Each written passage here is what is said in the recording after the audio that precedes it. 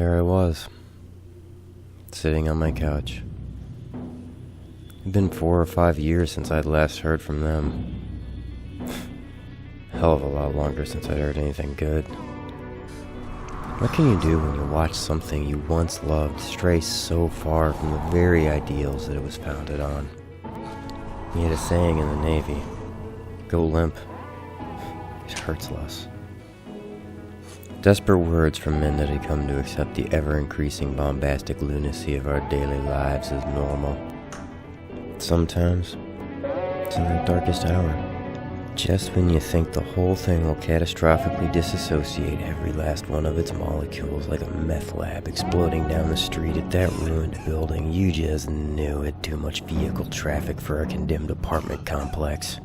Something happens. It changes everything.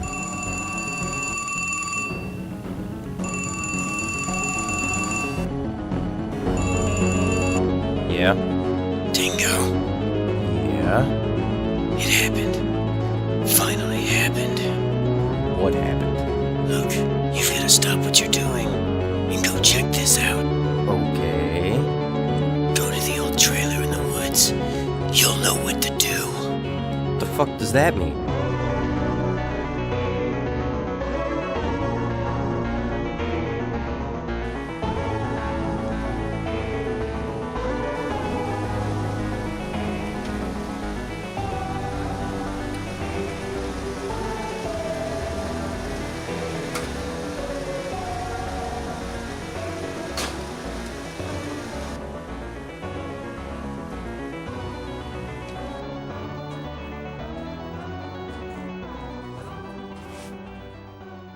Yeah, now we're fucking talking. Took years of Capcom going astray before they finally snapped back to reality and made a horror game. What caused them to nut up and get back on track?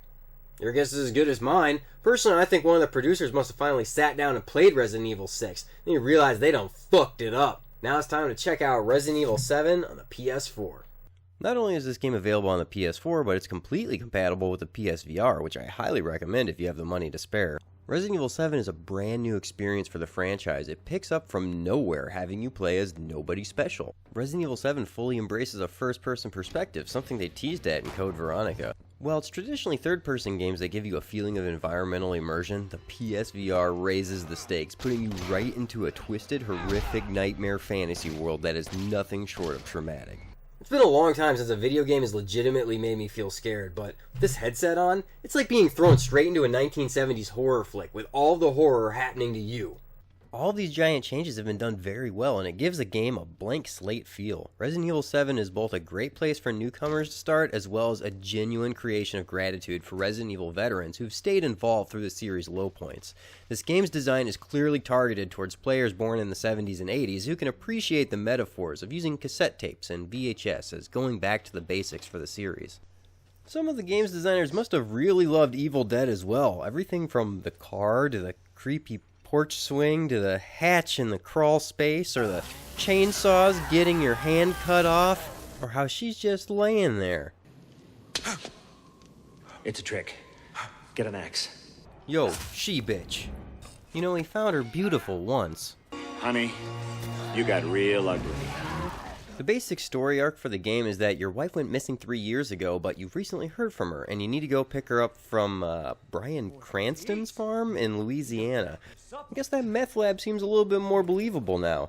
While I never felt any connection to Mia's character at any point in this game, it does get the story moving quickly, and it throws you right away into a survival situation. Besides, this game isn't about you and Mia anyways. It's about the things you don't see. It's about that feeling of absolute terror that comes from the helplessness of being trapped with a genuinely psychotic family. The main antagonists of this game are the Bakers, a family that has gone completely insane and has been infected by some new type of mold.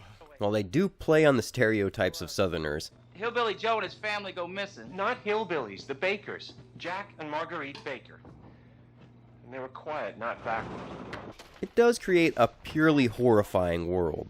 Something that sets this game apart from other Resident Evil titles is that you're meant to feel underpowered, which means you have to learn how to rely on the knife. They even go so far as to say the survival knife is meant for enthusiasts. I'm starting to think that this game was tailor-made for me. Now, probably my biggest complaint with this game is that there are really only 3 types of enemies. These guys that look like mudmen from Onea-Chanbara, these guys that just want to be lickers so damn bad, and boomers from Left 4 Dead. Other than that, you have the bakers as bosses, which are all just T-1000s. For real, if you're gonna make your bosses all T-1000s, cut the bullshit and just make them out of liquid metal. Look at the Resident Evil remake. You had standard zombies, crimson heads, spiders, sharks, snakes, crows, dogs, hunters, forest, those bug things, bees, yawn, the plant boss, the tyrant, the giant spider, the crimson head that should have had the banjo playing, and 1 T-1000. In Resident Evil 7, 3 standard enemies and T-1000, T-1000, T-1000. Now granted, I am ignoring these tiny little fucking spiders and these weird flying bugs, but they're so specific and all you need is a fucking flamethrower to take care of them that they don't even fucking count. My main problem with fighting bosses like this is it's only scary the first couple of times you see one of them, and after that, it's just annoying. Scare me once, shame on you. Scare me twice. Can't be scared again. Look, Terminator 2 already owned this, so there's no need to keep on designing bosses like that. It just makes for a shitty, ungratifying experience. I did find the boss fight with Mom T-1000 to be okay. She had some clear weak spots, but most importantly, she provided clear feedback about if your attacks were effective or not. Plus, you get to use a fucking flamethrower. Fuck yes, I've wanted to use this for real since the first Resident Evil. This game has a decent variety of weapons, although ammo is always hard to come by. That's part of what makes boss fights so annoying, is you never know if you're killing them or if you're just wasting resources.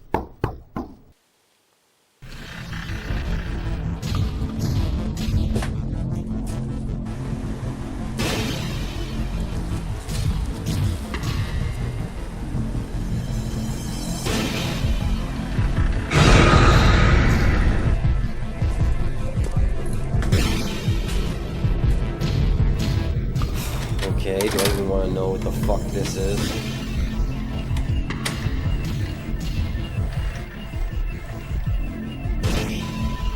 Oh, you thought you could get rid of me by playing a game in the first person?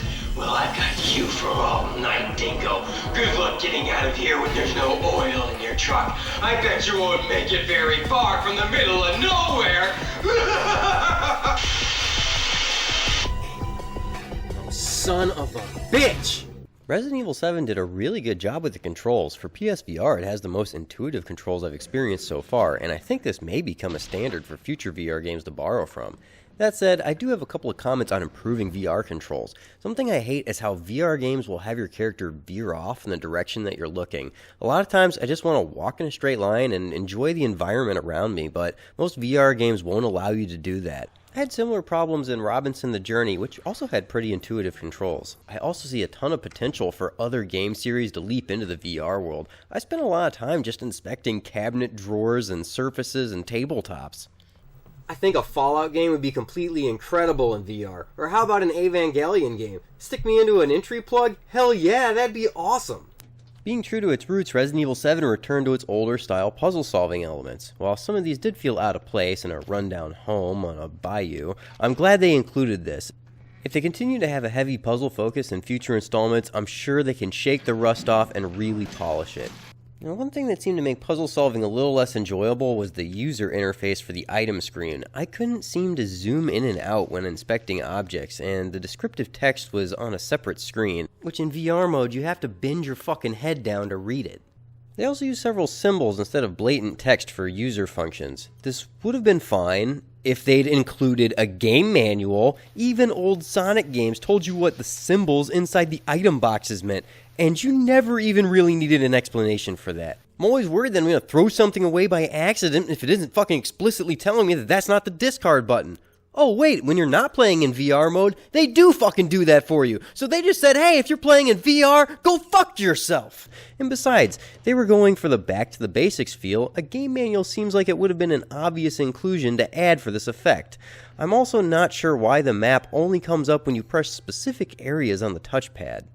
These issues are pretty small, and they can go unnoticed compared to everything they did right, specifically the setting and the horror. Right away, you start out in a dark, disturbing world, trapped in a house where your own imagination can run wild about the things that went on here. Shortly after you get me out of what can only be a torture dungeon, and then you're relieved to find a police officer. My first thought is after the shit I've seen already, there's gotta be some more girls up in this house. And then they even start dropping the creepy dolls right away. I don't care who you are, these dolls are fucking creepy. Well played. Having to do all this electrical work on a ship too. I think I might be one reactor startup away from getting full-blown PTSD from this game. And then, is this a fucking creepy playroom? These guys even have a secret playroom above their bedrooms. You know what? Fuck this room! Shit jumping off the walls at me? That is a straight panicked fear shot they made me take. I damn near hit that fucking doll too. And there's more dolls. No more fucking dolls. Over here, Mommy. The fuck? That's 100% nope. Fuck no. This is one fucked up scary world. What makes it scarier is it sounds like they did a lot of the things that I wanted them to. I guess I'll take that as both a compliment and a punishment. This girl Evelyn is just kind of mentioned at first, or you find her toys laying around, but she becomes a disturbing character later in the game. This girl is fucked up. Look at this drawing. When I was at sea once, we had gotten mail from a grade school with a bunch of kids and crayon drawings. Here's a recreation of mine. The one I got was of a sailor on a ship burning alive while he's getting shot at by an airplane and all of his dead friends are getting eaten by sharks. I always wondered what kind of kid would send a sailor at sea a drawing like this. Apparently it was Evelyn from Resident Evil 7. Oh, something's wrong with her? No shit. Also throughout the game you'll find these suitcases with embryos in them. It's probably not safe to leave these laying around like this. Couldn't that cause third impact in Evangelion? This game even has a whole section that's clear homage to the Saw movies. I'm not sure if I like the VHS tape segments or not. In one sense it lets you know what's coming ahead, but this also takes some of the fear out of it the second time around.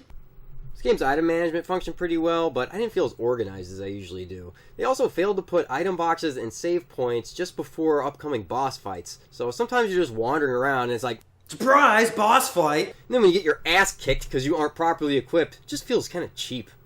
What the fuck? I think the power's out here somewhere.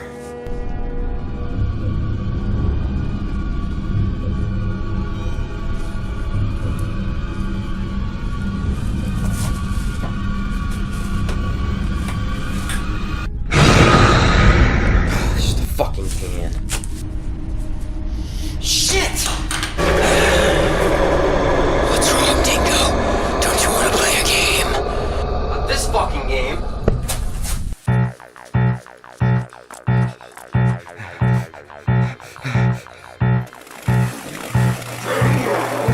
Why would play a game of hide and go fuck yourself? Jesus, that fucking chainsaw!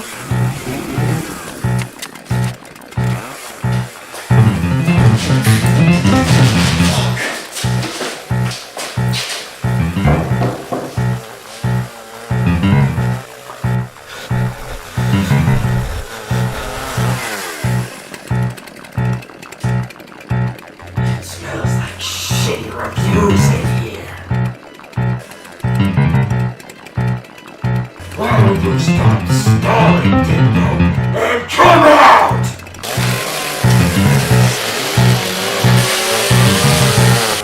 This guy's fucking nuts! You must have saw that one coming.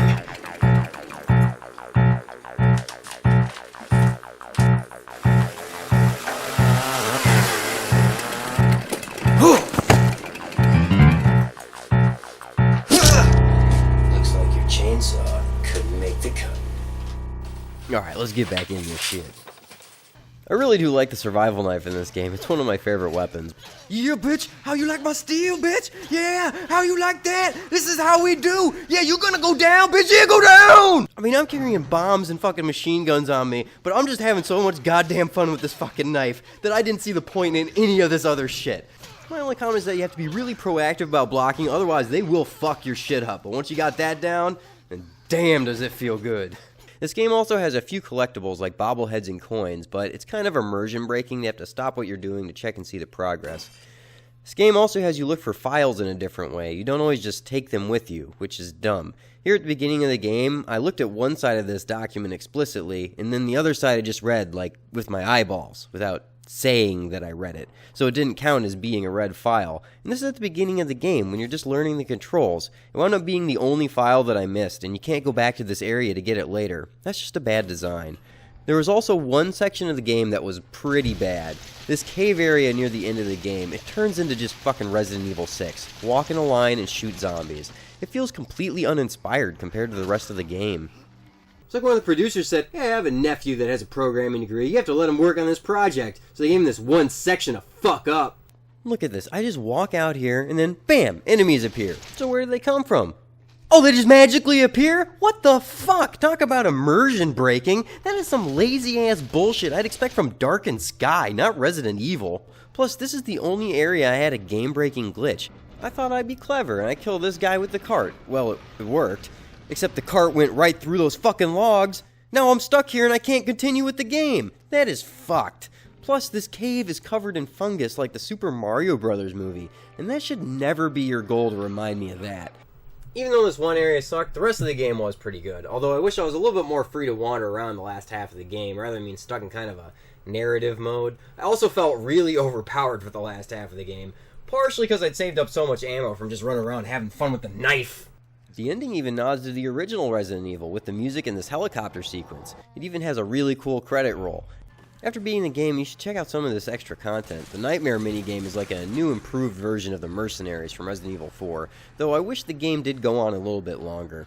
Overall, Resident Evil 7 is a fantastic new direction for the series. I was concerned that they wouldn't pull it off, so I have to thank all the people at Capcom that finally stood up and said no and managed to steer this series back on track. This is one of the best horror games I've played in a long time, and hands down it's the best PSVR title I've played yet. So if you're ready for fear to come home, turn off the lights and check out Resident Evil 7.